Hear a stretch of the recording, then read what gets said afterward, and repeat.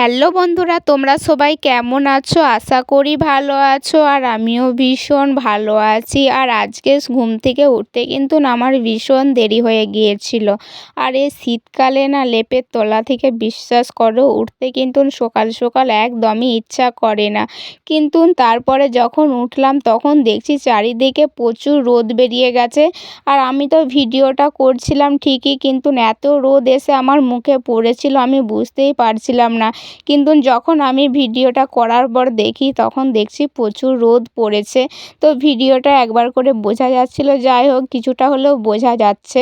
আর এই লাউটা মানে আগের দিনকার লাউ তোমাদেরকে আমি দেখিয়েইছিলাম যে এই লাউটা আজকে হবে না, আমাদের অন্য দিন হবে। তো দেখো লাউ চিংড়ি করবে বলেছিল, কিন্তু মানে টাইম পাইনি বাজারে যাওয়ার, ওর জন্য চিংড়ি মাছ নিয়ে আসেনি।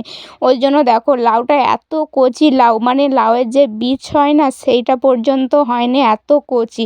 আমি তো প্রথমে ভাবলাম খোসাগুলো তুলবো না, তারপর ভাবলাম হালকা হালকা করে তুলে ফেলি। তারপর দেখো মা আজকে বলেছিল লাউ দিয়ে ডাল করব। এত কচি লাউ বিশ্বাস করো চিংড়ি মাছ দিয়ে করলেও কিন্তু ভালো লাগতো না খেতে।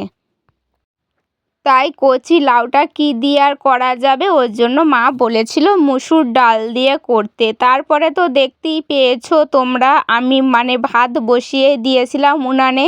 আর যেহেতু শীতকালে কিন্তু আমার উনান সালে থাকতে ভীষণ ভালো লাগে। গরমকালে কিন্তু অতটা বেশি ভালো লাগে না, শীতকালে আমার ভীষণ ভালো লাগে।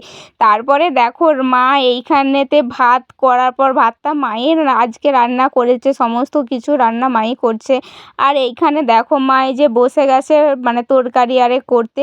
এইখানে দেখো বেগুন কেটেছিলাম ভাজার জন্য, সেই বেগুনগুলোই কিন্তু হালকা হালকা বেসন মাখিয়ে দিয়েছিল। আর দেখো বেগুন ভাজা সমস্ত কিছু তো তোমাদেরকে শর্ট ভিডিওতে আমি দেখিয়েই দিয়েছি কী কী রান্না হবে।